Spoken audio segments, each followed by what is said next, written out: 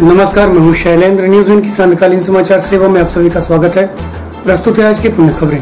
अस्पताल से रातों रात गायब हुआ युवक का शव, संक्रमित की जगह अन्य का कर दिया गया अंतिम संस्कार। दहशत फैलाने पेट्रोल बम फेंकने वाला हुआ गिरफ्तार। चेतक की चाल चलता था शहनाज। 9वीं बटालियन में गार्ड ऑफ ऑनर के साथ किया गया अंतिम संस्कार। अब खबरें विस्तार से। संजय गांधी अस्पताल में 5 अगस्त को एक 22 वर्षीय युवक को इलाज के लिए भर्ती किया गया था। युवक तो बचा नहीं, उसका शव भी अस्पताल से गायब कर दिया गया और उसके नाम का टैग लगा एक अधेड़ का शव दिखाया गया, जिसके बाद अस्पताल प्रबंधन की एक बहुत बड़ी लापरवाही सामने आई, जिसकी पुष्टि स्वयं परिजनों ने की। उन्हें तो यहाँ तक नहीं पता था कि उनके चलते फिरते बेटे की मौत हो गई। प्राप्त जानकारी के अनुसार मोहगंज निवासी 22 वर्षीय विवेक कुमार कुशवाहा पिता राम विशाल कुशवाहा को शरीर में दर्द एवं ऐंठन की शिकायत पर संजय गांधी चिकित्सालय में लाया गया था, जहां उसे पहले आईसीयू में रखा गया, बाद में उसे कोविड सेंटर में डाल दिया गया। वहीं कोविड सेंटर में पहुंचते ही अच्छा भला युवक एक रात में ही लाश में बदल गया। वहीं कोविड सेंटर के नीचे पूरी रात बिताने वाले युवक के पिता राम विशाल को उसकी मौत की भनक तक नहीं लगी और शव को मरचुरी में पहुंचा दिए गए। इसके बाद पहुंचे मृतक के बड़े पिता के बेटे द्वारा जब उसकी खोज खबर ली तो उसकी मृत्यु होने की जानकारी प्राप्त हुई। वहीं परिजनों को शव देखने के लिए बुलाया गया, जिस पर टाई बैग में विवेक की पर्ची लगी हुई थी, उस पर किसी बुजुर्ग का शव रखा हुआ था, जिसके बाद परिजनों ने हंगामा कर दिया। इस दौरान मृतक की मां इस घटना के बाद कई बार अपने होश खो बैठी। इस घटना को लेकर मोहगंज के पूर्व विधायक सुखेंद्र सिंह बन्ना ने एफआईआर की मांग करते हुए लापरवाही पर सख्त से सख्त कार्रवाई करने की मांग की। इस दौरान उन्होंने परिजनों को ढाढ़स भी उठाया, लेकिन एक यक्ष प्रश्न यह भी है कि विवेक का शव का क्या हुआ और किसके सुपुर्द किए गए, इसका जवाब कौन देगा। रीवा कलेक्टर, अस्पताल प्रबंधन या फिर जांच के नाम पर मामले को खत्म कर दिया जाएगा। इस दौरान पुलिस प्रशासन द्वारा लगातार परिजनों को समझाइश देने की कोशिश की जा रही थी। आपके साथ ये घटना घट जाए, आपको लपेट करके हमको लपेट करके भागे जा रहे हैं लोग, लेकिन उनकी शकल तो दिखती रहे कि कौन क्या कर रहा है, या शकल तक नहीं दिख रहा।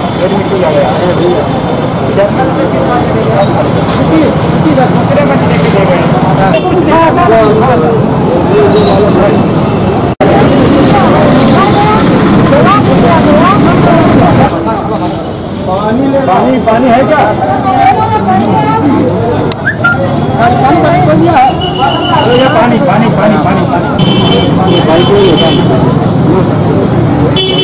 पाँच तारीख को यहाँ हम संजय गांधी अस्पताल में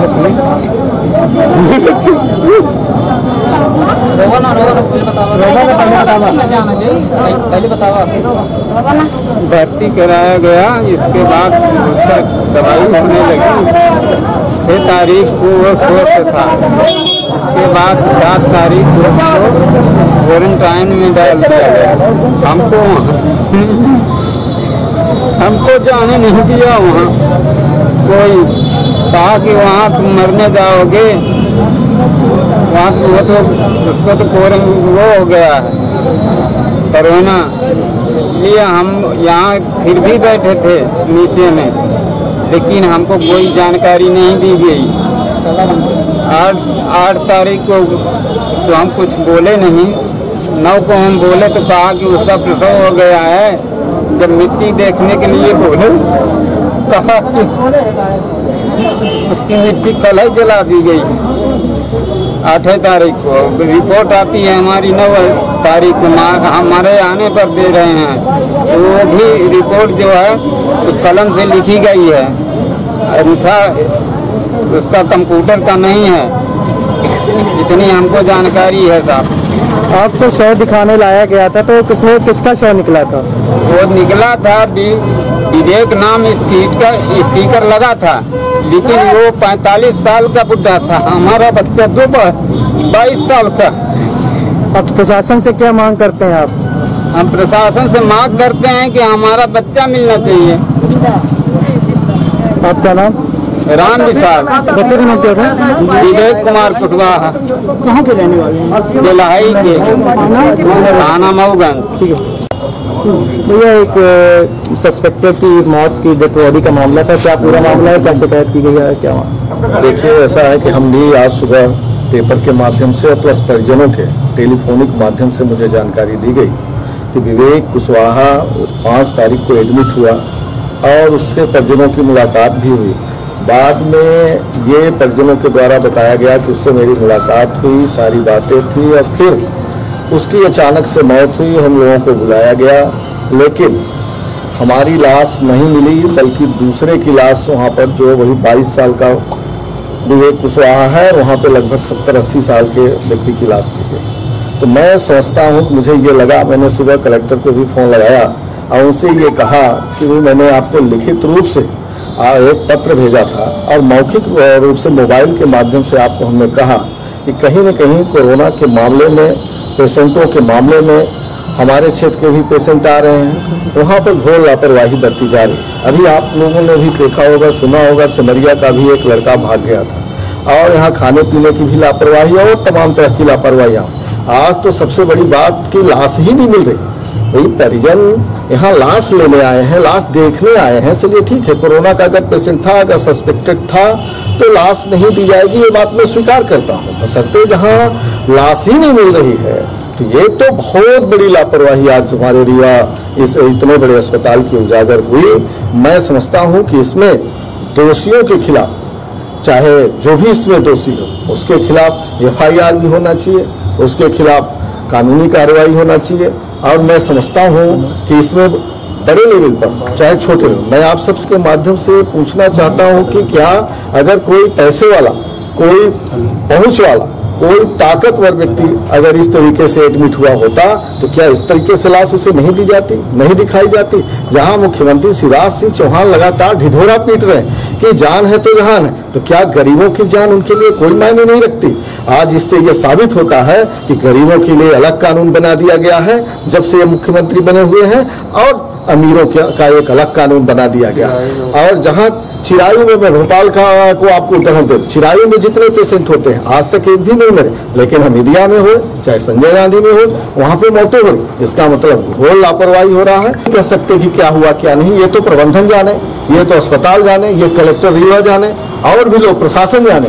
बशर्ते कुछ न कुछ लापरवाही तो हुई, ऐसी भी लापरवाही संभव है, ऐसा भी हुआ होगा, तभी तो ये सब बातें हैं। मैं ये बात नहीं कही, ये तो सिर्फ अस्पताल जवाब देगा और कलेक्टर इसके जवाब देंगे। अब उसमें अग्रिम का हम तो वही बोल रहे हैं कि FIR होना चाहिए। अगर लाश नहीं देखने को मिली तो उसके खिलाफ कार्रवाई होनी चाहिए। नहीं दी जाती है, और जो पॉजिटिव होते हैं उनकी भी लाश नहीं दी जाती है। अब आगे की बात क्या है, बशर्ते उनका ये कहना था। सर, एक सस्पेक्टेड की बॉडी लापता हो गई है अस्पताल से, परिजन ढूंढ रहे हैं, क्या मामला है? शिकायत भी थाने में गए थे दर्ज कराने, क्या पूरा? अभी जांच के लिए हमने आदेश कर दिया है, आज ही शाम तक रिपोर्ट आ जाएगी जांच की। उसके बाद हम तथ्यात्मक रूप से कुछ कह पाएंगे। जो प्रारंभिक जानकारी है तो शायद लाश गायब नहीं हुई है, कुछ उसमें टैग लगाने में गलतियाँ हुई, ये सब प्राथमिक अंदाज है, लेकिन जांच के बाद हम अंतिम रूप से कुछ सर, जिसके परिजन आए उनका ये कहना है कि उनकी बॉडी नहीं मिल रही है, उनको धोखे से जला दिया गया है किसी सिंधी के नाम से। ऐसी संभावना कई तरह की है, संभावना हो सकती है जी, लेकिन हम इसमें निश्चित रूप से कह पाएंगे जब इसकी जांच की रिपोर्ट आ जाए।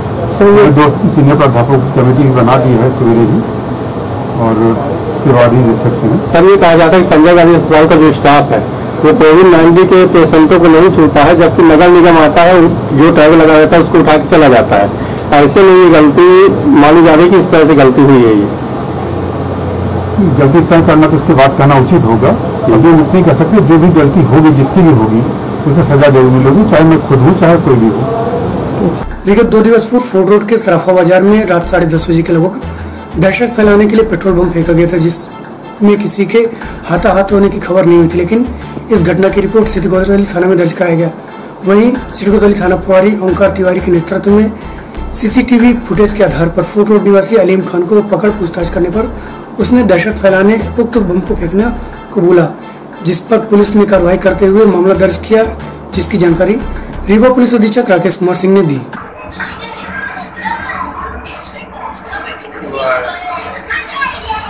ये फेंका है, देखे? हाँ,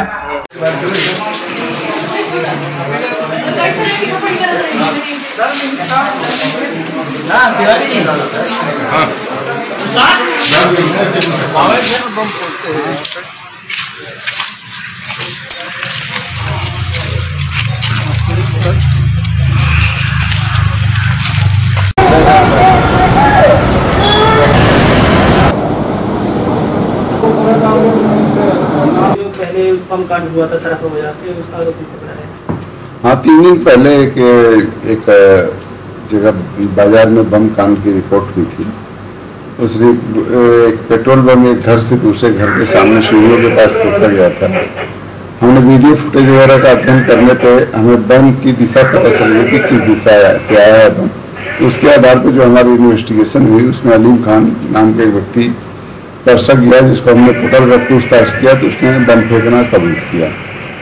अमूमन इस तरह की घटनाएं दहशत फैलाने के लिए की जाती हैं और इस घटना को हमने इसी रूप में लेकर इसको ट्रेस किया और आरोपी को गिरफ्तार किया है। और हम ऐसे सभी अपराधियों को जो इस तरह के दहशत फैलाने का प्रयास करेंगे उनके ऊपर कड़ी से कड़ी और कठोर से कठोर कार्रवाई करेंगे। जैसे उसके कुछ दिन पहले बिछिया क्षेत्र में एक आदमी ने कट्टे से फायर करके लोगों को दहशत फैलाने की कोशिश की थी, तो उसको मैं कट्टे और कारतूस को गिरफ्तार किया था और उसके विरुद्ध 307 का मामला भी कायम किया।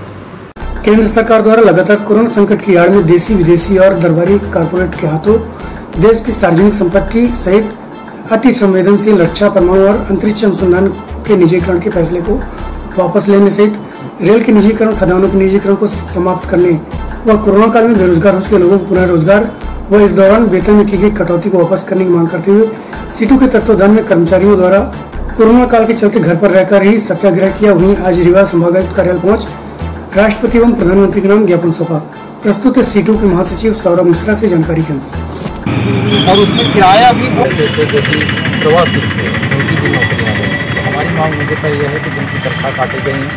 मजदूर विरोधी नीतियां मुर्दाबाद, मुर्दाबाद, मजदूर विरोधी नीतियां मुर्दाबाद, नहीं चलेगी, नहीं चलेगी, इंकलाब जिंदाबाद, इंकलाब जिंदाबाद, सीआईटीयू जिंदाबाद, मजदूर विरोधी नीतियां मुर्दाबाद। ले रहे हैं, क्या मांगे हैं आपकी? हमारी जो मांगे हैं, ये एक तो पहले ये बता दें कि हमारे पूरे भारत देश में जो देश के जो मुख्य केंद्रीय श्रमिक संगठन हैं, वो तमाम फेडरेशन और केंद्रीय और राज्य के कर्मचारी संगठनों ने 9 तारीख का एक कॉल दिया था, जिसमें देश भर के मजदूर, किसान आंदोलन करके और देश की जो सरकार है उसकी आंख खोलने का प्रयास करेंगे, कान खोलने का प्रयास करेंगे। आप जानते हैं कि अभी कोविड के टाइम पे लॉकडाउन हुआ। लॉकडाउन होने की वजह से बहुत सारे हमारे मजदूर भाइयों की नौकरी गई। बहुत सारे ऐसे नियोक्ता हैं जिन्होंने सरकार के आदेश होने के बावजूद लोगों का तनख्वाह काटी है, उनका डीए काटा है और उसका भुगतान नहीं कर रहे हैं। बहुत सारे मजदूरों की जिनकी नौकरियां गई हैं, इन तमाम मांगों को लेकर के हम लोगों ने कल, चूंकि मध्य प्रदेश के अंदर लॉकडाउन रहता है, इसलिए हम लोगों ने सब अपने घरों से ही आंदोलन किया और आज 10 तारीख को ज्ञापन देने आ रहे हैं। इसमें प्रमुख रूप से हमारी जो मांगे हैं वो ये हैं कि कोरोना के टाइम पे जो तनख्वाहें काटी गई हैं नियोक्ताओं के द्वारा वो दी जाएं। जो मजदूरों को नौकरी से निकाला गया है उनको नौकरी पे रखा जाए।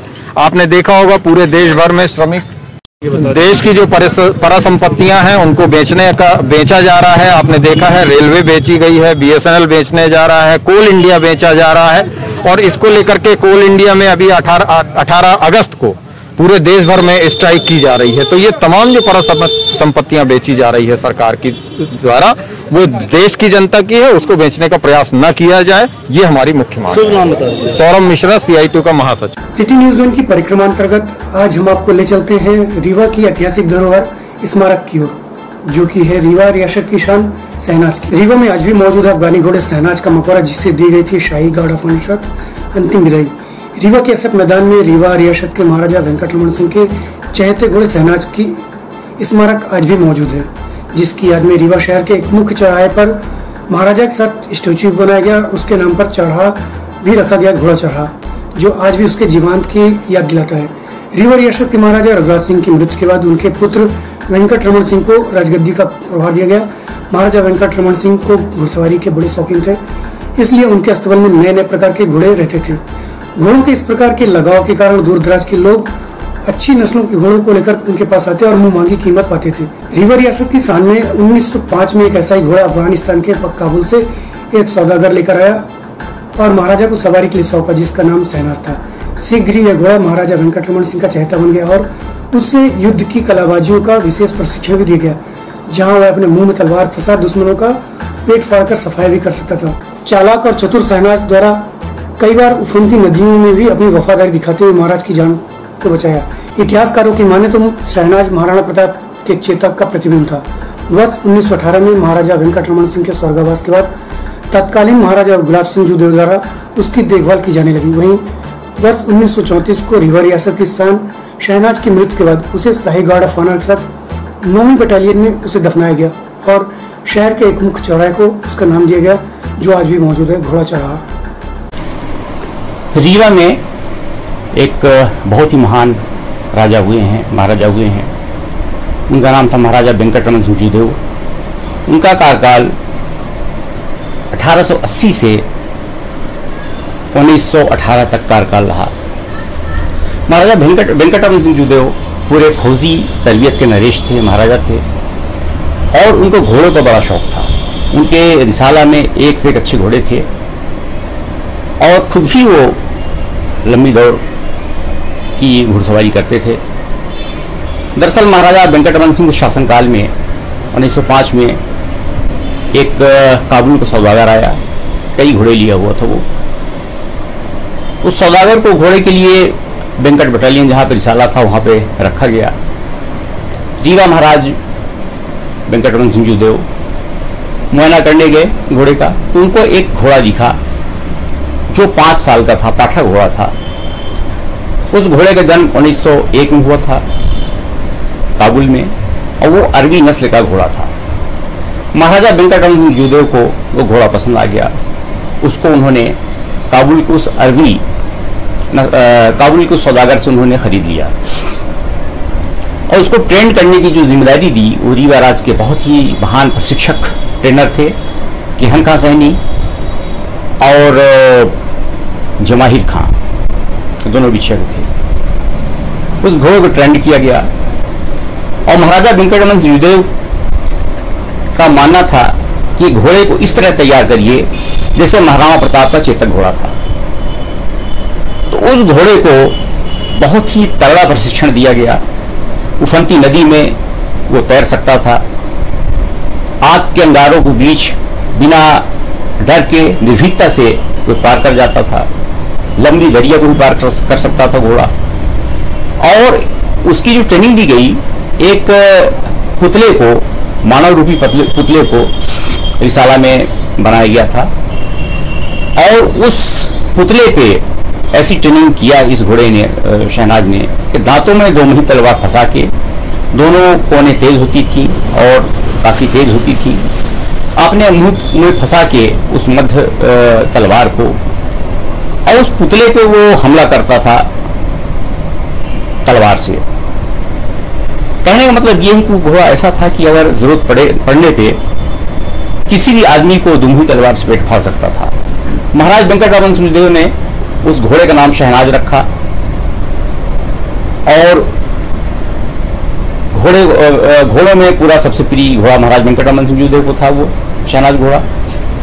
और 31 अक्टूबर 1918 को जब महाराज वेंकटरमण सिंह जूदेव का स्वर्गवास हुआ तो घोड़ा खूब रोया, वो शहनाज घोड़ा खूब रोया और दाना पानी बंद कर दिया। 7 दिनों तक कुछ न खाया न पानी पिया। तो ये बात जब महाराजा गुलाब सिंह जूदेव को मालूम हुई तो शहनाज घोड़ा कुछ नहीं खा रहा है, तो खुद गए उस घोड़े को पुचकारा और खाना खिलाया। तो महाराज गुलाब सिंह जूदेव के हाथों से वो घोड़ा खाना शुरू किया। फिर महाराज वेंकटरमण सिंह के बाद वो घोड़े में महाराज गुलाब सिंह चढ़ा करते थे। महाराज वेंकटरमण सिंह शासनकाल में उस घोड़े को घी, पिस्ता, बादाम, काजू, किशमिश खाने में दिया जाता था और 50 कोस रोज, 50 कोस प्रतिदिन उस घोड़े को लंबी दौड़ पे ले जाया जाता था ताकि उसका खाना पच सके। 24 अगस्त 1918 को 24 अगस्त 1934 को वो घोड़ा मर गया।